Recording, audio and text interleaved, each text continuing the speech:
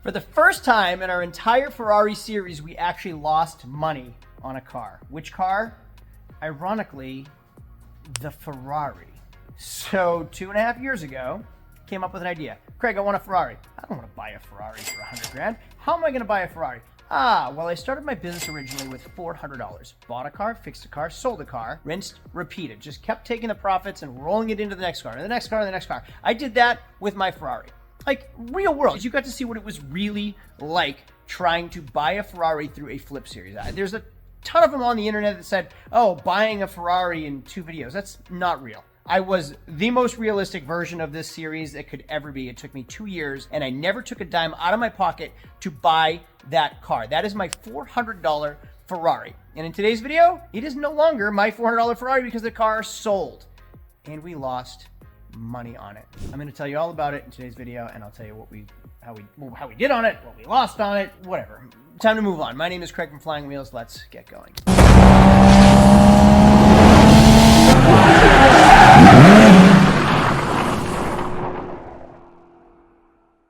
9 months ago, I flew to Florida to pick up my dream car, my 2002 Ferrari 360 Spider. Now, if you've been following along in this entire series since episode 1, my thumbnail on episode 1 was this exact car, a red Ferrari 360 Spider, and goals are achievable. Like, you want it, you can achieve it. You think it, you dream it, you can achieve it. However that saying goes, it's real, and it really happened.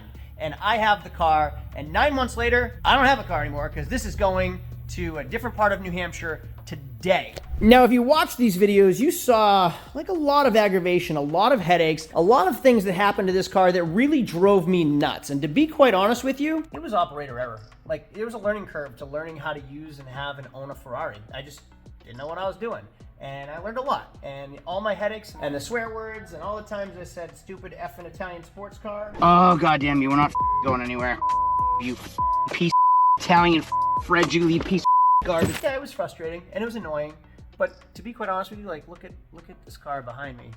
It's beautiful and it sounds beautiful. Now, buying a Ferrari is really a difficult process. It is not an easy process, and you can't just go pick a Ferrari and buy one. Why? Well, some of the door handles don't open. Some of them, all the plastic is worn out. Some have sticky buttons. The leather is known to wear tremendously on these cars. And some people just don't maintain them. And a cheap Ferrari is actually a very expensive Ferrari. So let me tell you why I handpicked this car, and then we'll get into the car and how much we ended up losing on it. Now, you'll see I have 2 sets of keys and remotes right there, and that right there is actually a Ferrari Enzo key, the same one that's in the $4 million Ferrari Enzo. Now, you guys are gonna get mad at me for doing this, but that right there is a stack of service records, including the original window sticker. And the records go on and on and on. Now, I bought this car because of this. All the value in this car is this right here, and that's why I was able to sell it as well. Now, yes, it's a 20-year-old car, but the previous owner changed and upgraded the wheels, lowered the suspension, put a new exhaust on it, so it sounds absolutely amazing, and it looks much more like a 430 than it does a 360. As a matter of fact, everywhere I go, people stop, especially kids. That's my favorite part. People stop and look at it and admire it and want to see it. And then when I drive it, I love hearing the exhaust sounds on it. Just makes me so happy. Now, we did do a decent amount of repairs to it. There were some paint chips that I don't think I ever showed you that we repaired. So we repaired the bumper. There were some paint chips down there. There were a couple spots on the side. We did remove the paint protection film on the hood, and the hood came out amazing. The video of me taking a razor blade to a Ferrari has 4 million views currently. We did front tires, an oil change, a coolant flush, a state inspection, and a battery. Now, I debated on putting the stripes back on. I went against it because red just looks so good. Now, the best part about this car is the way it sounds. And one of the things that I hated about this car was trying to start it. You'll see that red light blinking right there. Well, I said there was a learning curve. I was pushing this 2 and 3 times. All you need to do is push it 1 time and the car is ready to start. The alarm is deactivated. Insert the key, turn it, foot on the brake.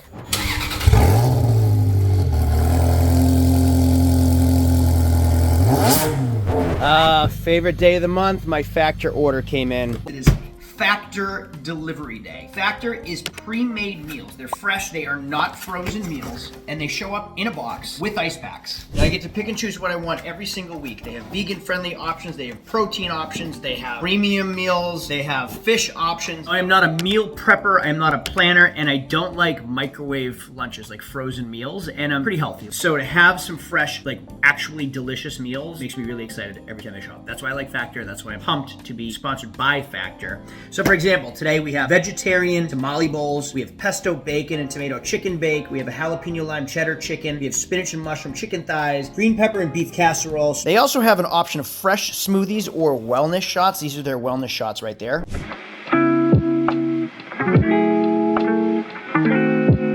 Cheers. Factor is super flexible for your schedule. You can get as much or as little as you need by choosing 6 to 18 meals per week. You can choose to pause or reschedule your deliveries anytime. You can head to factor75.com or click the link below and use code FLYINGWHEELS50 to get 50% off your first Factor box and free wellness shots for life. Thank you, Factor. Let's get on with this video. Now, I made another video about the top not working appropriately as well, and all it took was me just learning how to use it. So you'll see here, this flips open and the convertible top button is right here. Everything shuts smoothly. But what happens going down, this is the new top and it was a little tight and it just needs a little bit of finesse. Not to close it, but you'll see right here, this is tucked in, the top, that section will not close. So I learned I have to tuck this in right about this point and then the top shuts and opens completely smoothly. Just opens smoothly. It shuts perfectly fine. So I'm gonna shut it right now.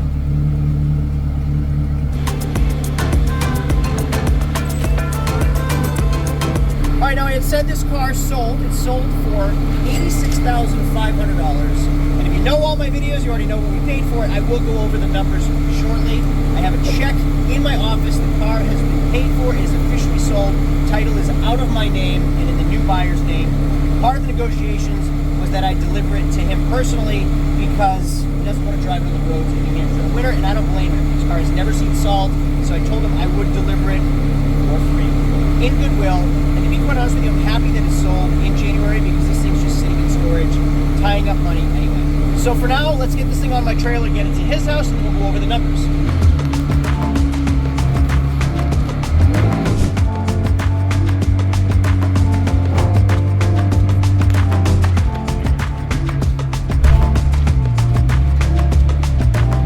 Here she is, all loaded up on the trailer. I didn't want to drive it to him because it's winter in New Hampshire. The car's never seen salt. He didn't want to drive it because it's on summer tires also. Never seen salt. So I offered to deliver it to him because he wanted to buy it. I will sell it and I will deliver it to get that cash in my hand and so we can move on with our flip series. And look how good it looks under the LEDs. Reality is setting in. Like now that I've been staring at this car for 7 months and now that I'm staring at it the way it looks right now, I'm seeing it again like with new eyes. This is the way I felt about this car the day I bought it in West Palm Beach. This is what I worked 2 years for, plus 2 years plus for, and it's going. My red Ferrari. To be quite honest with you, when I bought it, I thought I was gonna keep it forever, but the series must go on.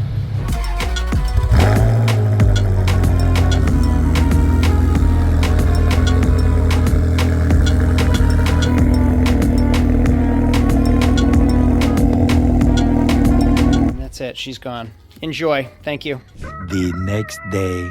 I have $86,000 right here. The Ferrari is gone. You'll see it is no more. I did keep my Ferrari attire, my hat, my jacket, just for memories. He got the car cover. He got all the accessories with the car. He got a great deal. Honestly, I lost money on it, and we're going to go over the numbers in just a minute. But the Ferrari has disappeared, which is a good thing. It's a relief because it's winter. I'm not going to be driving that thing around in New Hampshire. It was tying up $86,000. I can use that money 10 times over by spring to make money versus having an $86,000 paperweight taking up space in my garage. I already have some of those. So now I have a bunch of money just burning a hole in my bank account, and I need to find something else to buy.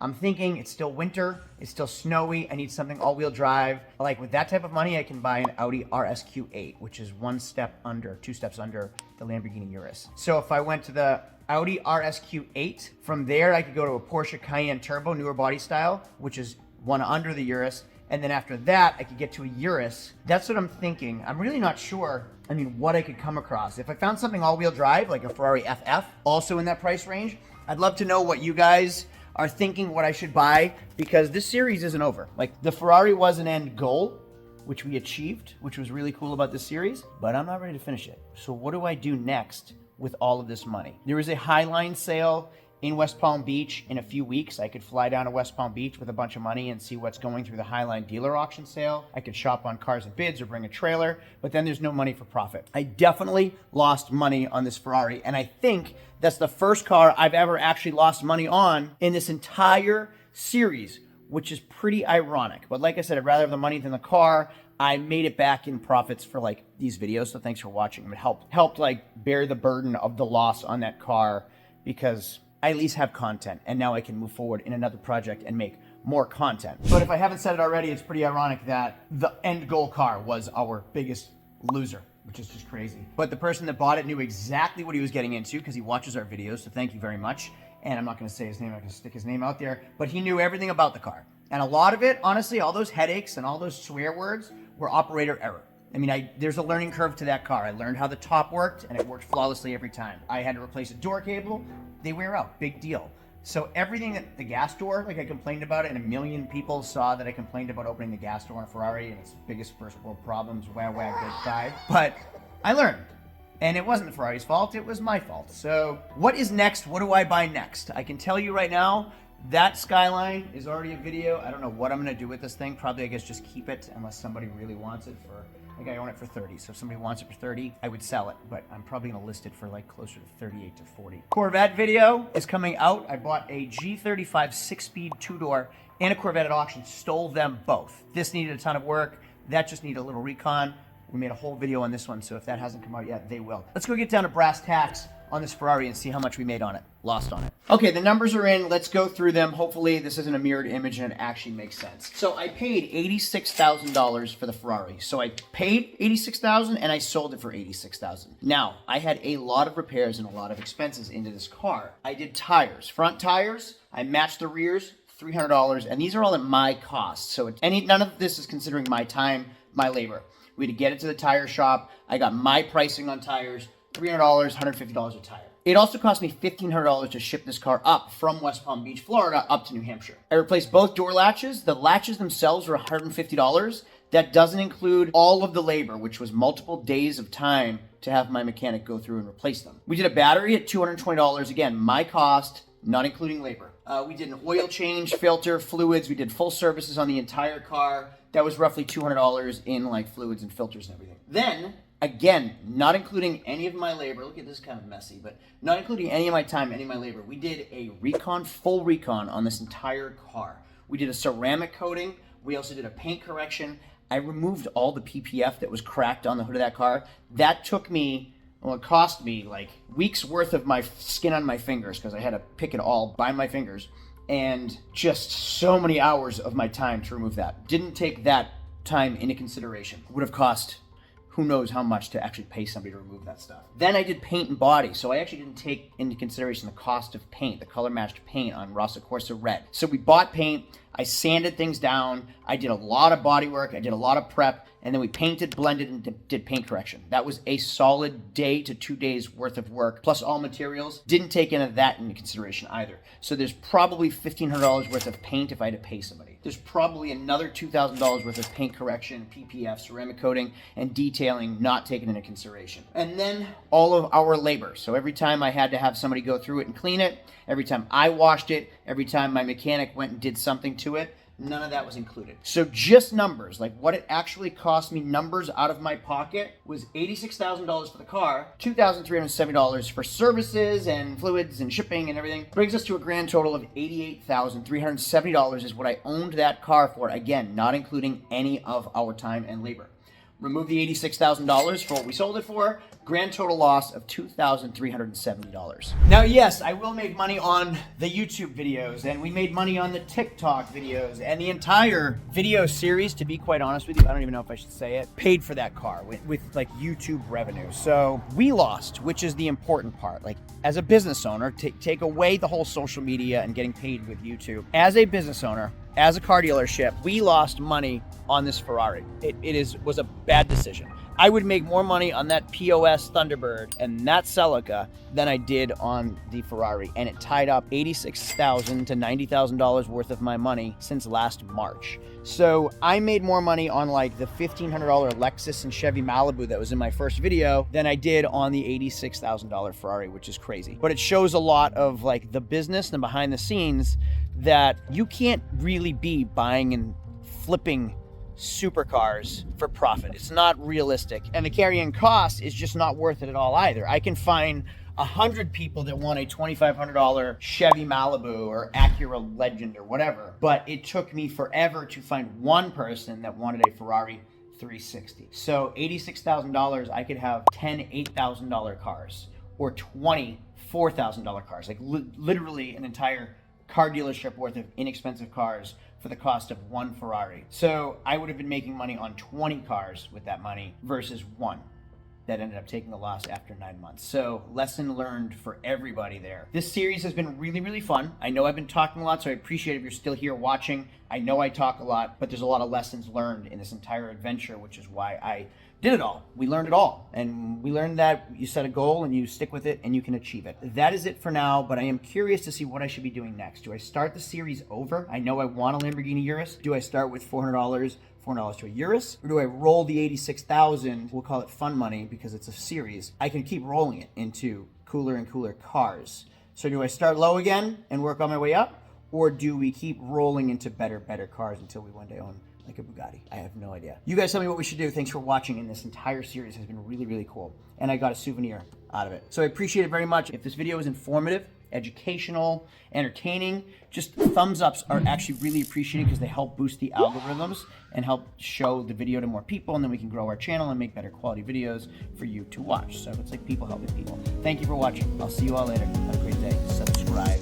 Adios.